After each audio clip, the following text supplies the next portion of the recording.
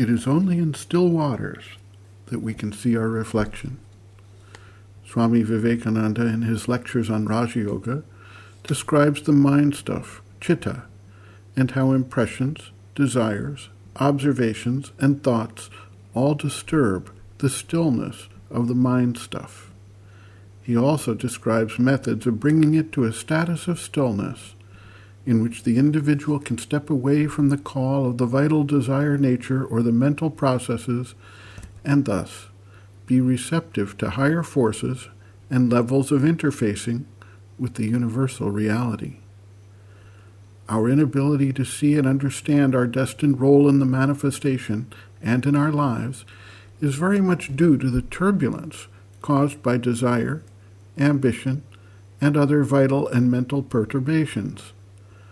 As we learn how to shift ourselves to a different standpoint, separate from the ego personality, it becomes much easier to understand our role and focus as our lives develop before us.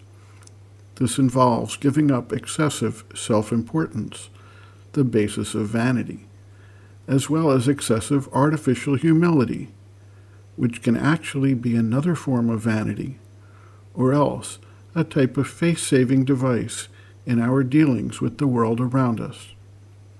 A simple and receptive, positive expression of our being, with the sincerity and based on the deeper aspiration, can provide us with the best guidance.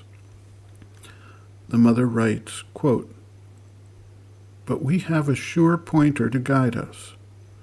Above all, whatever we undertake should not be done for the purpose of self-assertion. If we are attached to fame and glory, to the esteem of our peers, we are soon led to make concessions to them, and if we seek any opportunity to admire ourselves, it becomes easy to make ourselves out to be what we are not, and nothing more obscures the ideal within us. We should never tell ourselves, openly or indirectly, 'I want to be great. What vocation can I find for myself in order to become great?' On the contrary, we should tell ourselves, 'There must certainly be something I can do better than anyone else, since each one of us is a special mode of manifestation of the divine power which, in its essence, is one in all.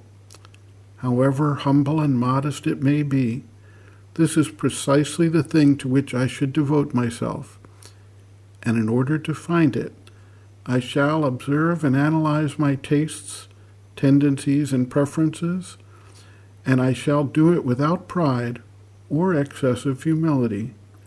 Whatever others may think, I shall do it just as I breathe, just as the flower smells sweet, quite simply, quite naturally, because I cannot do otherwise.'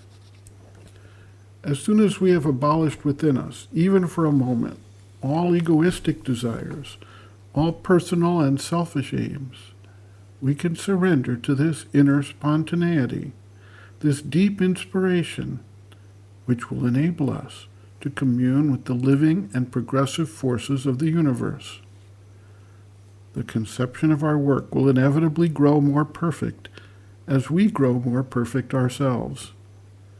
And to realize this growing perfection, no effort to exceed ourselves should be neglected, but the work we perform must become always more and more joyful and spontaneous, like water welling from a pure spring." End quote.